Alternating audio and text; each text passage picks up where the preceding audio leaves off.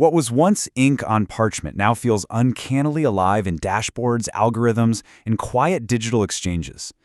Man, really think about that for a second. The old-school cutthroat political maneuvering we usually associate with, like, 16th century courts, yeah, it hasn't disappeared at all. It's just evolved. You think of the historical poisonings, the whispers in grand halls, those brutal power plays for the throne. Well, that drive for power didn't just vanish from human nature. Actually, it's migrated right into the digital tools we use every single day at work. We basically traded the poison chalice for the quiet clicks of a modern keyboard. Which brings us to a rather unsettling question, honestly. Is your coworker a Machiavellian manipulator, or are they just really, really good at AI? It's a blurry line, isn't it? The ability to wield influence, shape a narrative, or exert pressure. It's no longer just about who speaks the loudest in a meeting room or who has the most intimidating physical presence. Today, it's entirely about who controls the data. We are at a total inflection point right now where human resources meets the algorithm, which makes his research incredibly groundbreaking. We're going to explore how ancient, ruthless tactics, the exact kind outlined by Niccolo Machiavelli in his famous book The Prince, are being completely supercharged by modern artificial intelligence. We're talking about the dark side of workplace dynamics, and more importantly, how we can actually protect our organizations against it. So here's our roadmap for today. First, the modern prince. Then, the 4 Bs. Next, how AI amplifies the threat, followed by mitigating Machiavellianism. And finally, building trust and resilience. All right, let's jump in. Section 1. The Modern Prince. Let's lay the groundwork by looking at the core psychological concept we're dealing with today. Machiavellianism is recognized in psychology as part of the dark triad, sitting right alongside narcissism and psychopathy. It's characterized by strategic manipulation, emotional detachment, and this intense, unwavering focus on self-interest. Now, why is emotional detachment such a potent weapon? Because it allows this person to view their colleagues not as, human beings with feelings and mortgages, but literally just as chess pieces on a board. In a modern office, a Machiavellian individual isn't usually shouting or throwing things. Instead, they're highly socially perceptive, they use subtle manipulation and selective information sharing to gain leverage. For them, it is strictly about outcomes over intentions. And hey, if you're sitting there thinking this is some rare pathological trait you'll never actually encounter, think again. According to research by Preziosi and Gooden, highlighted in our source material, 41.4% of participants in their study scored above the neutral midpoint on a Machiavellianism scale. That's nearly half. To put that into perspective, the next time you're in a Zoom meeting with 10 people, statistically speaking, 4 of them are highly focused on outmaneuvering you. Comforting, right? But seriously, this proves that strategic, outcome-oriented behavior is incredibly common. Mostly because a lot of modern corporate environments actually structurally reward these high-control results-at-any-cost behaviors. Section 2. The 4 Bs. So how do these behaviors actually show up on a daily basis? Let's introduce the 4 Bs. These are the traditional, ruthless tactics used to gain power at work. First up, bullying. But scratch that image of playground shoves or yelling in the hallway. In a professional setting, this looks like covert coercion, intimidation, and sustained system-driven pressure meant to just wear a colleague down. It's setting a totally impossible deadline on a Friday afternoon, or it's CCing a director on a minor email about a tiny mistake just to publicly establish dominance. It's hiding behind company policy to force an outcome that exclusively benefits them. Next is beguiling. This is the art of calculated charm. It's highly curated impression management and persuasion used to mask actual self-serving intents. You know this person, the colleague who uses endless corporate buzzwords to get what they want. They might say, "Oh, we really need to ensure alignment and synergy across these departments," which is basically just a very pleasant way of masking their actual intent, which is, "I'm taking over your budget and resources." It's the ultimate illusion. It makes you firmly believe a decision is a win-win, when the reality is, it's exclusively a win for them.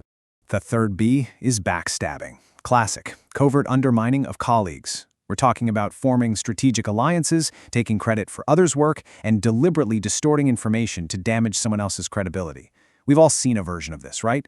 It's the colleague who accidentally leaves you off a critical email chain for a project you're leading.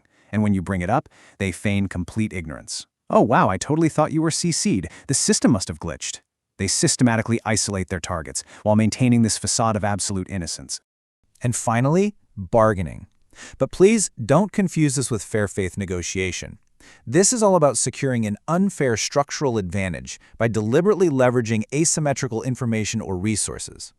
It's setting up a high-stakes strategy meeting when they know for a fact you haven't been given access to the Q3 numbers yet.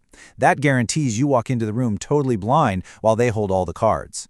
Ultimately, bargaining in this context is about winning the negotiation before the other person even realizes it started. Moving on to Section 3, How AI Amplifies the Threat. All right, so we've established the human psychology side of things. But what happens when you hand these ancient tactics the ultimate modern weapon?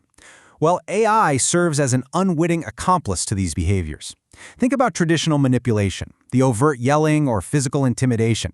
It leaves a massive, obvious paper trail. HR can investigate a shouting match. But shift your mindset to the AI-augmented world. It is quiet. It's algorithmic coercion, selective data framing, and generative text. And this gives the manipulator something incredibly dangerous: plausible deniability. The aggression is completely hidden behind an interface that feels objective and neutral. If a biased decision is made, the manipulator can simply shrug and say, "Hey, I didn't make that call, that's just what the algorithm suggested." It brilliantly absolves them of guilt while achieving their ruthless goal. Let's bring this dynamic to life because, honestly, these scenarios are probably happening in your office right now.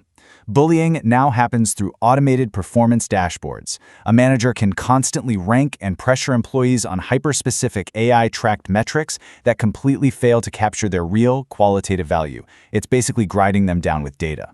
Beguiling, that happens when a coworker uses generative AI to draft an impossibly persuasive, psychologically optimized email. It's crafted to perfectly hit all the right emotional notes, painting them as a hero while subtly throwing a team member under the bus in a way that feels perfectly reasonable.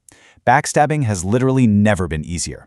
Imagine a colleague taking an AI-generated meeting transcript, but before circulating it, they subtly tweak the prompt. They ask the AI to emphasize their own contributions and minimize yours. Then, they blast it to the executives as an unbiased, automated AI summary of the meeting. No way to prove otherwise, right? And bargaining is using private, localized AI market insights to secure a massive salary bump or budget increase, knowing full well your peers are still relying on outdated Google searches. The influence is continuous, it is devastatingly effective, but the fingerprints, entirely gone. Section 4. Mitigating Machiavellianism. Okay, if you're feeling a bit of workplace paranoia right now, take a breath. Let's shift gears from the problem to empowerment by looking at Dr. Mustaba's actionable solutions. This framework here basically maps out the entire battlefield. Notice those dashed red arrows pointing inward from the top? Up there, in red, we have our Machiavellian behaviors: bullying, beguiling, and backstabbing. Those arrows represent the risk pathways. If left unchecked, these subtle behaviors act like a fast-moving virus. A small act of beguiling flows inward, infecting the system, rotting trust, and ultimately corrupting the organization's core. But to stop this virus, the model surrounds the center with 10 specific mitigation strategies that act as a perimeter defense. On the left side, numbered 1 through 5 in blue, we have direct impact practices. These are your technical and procedural shields that cut off the red risk pathways at the source. On the right side, numbered 6 through 10 in green, are the structural safeguards. These are your cultural defenses, the behavioral immune system of your company, if you will. Together, these blue and green shields ensure that the center, an ethical, trusted, and resilient workplace, remains completely protected. You can't just use one single HR policy to stop a modern Machiavellian. You need technical, procedural, and cultural safeguards working in absolute lockstep. Let's break those 10 strategies down a bit more clearly. Over on the left, your direct impact practices focus heavily on the AI tools themselves. You've got to make sure AI models are explainable. You absolutely must strengthen audit trails, meaning you have a system that logs exactly who edited that AI meeting document before it was sent to the executives. Furthermore, building AI literacy isn't just about efficiency, it's a critical self-defense mechanism. If you train your team to actually understand how AI hallucinates or how data can be biased, you are actively disarming the manipulative colleague. Because if you know how the magic trick is done, the illusion doesn't work on you anymore. Then on the right, your structural safeguards are all about human governance. You absolutely have to limit unilateral control over AI data so no one single person is the gatekeeper of truth.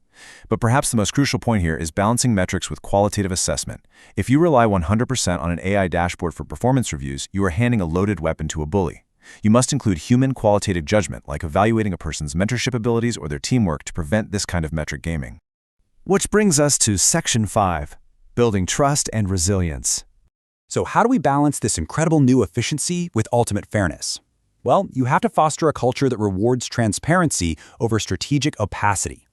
If your company promotes the person who secretly hoards data and manipulates AI summaries just because they manage to hit their quarterly numbers, you are actively encouraging Machiavellianism. You're literally feeding the virus.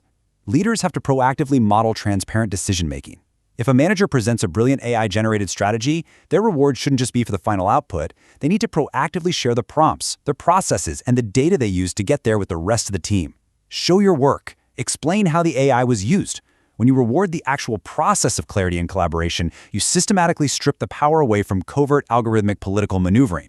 I want to leave you with this final, highly provocative question straight from the source text.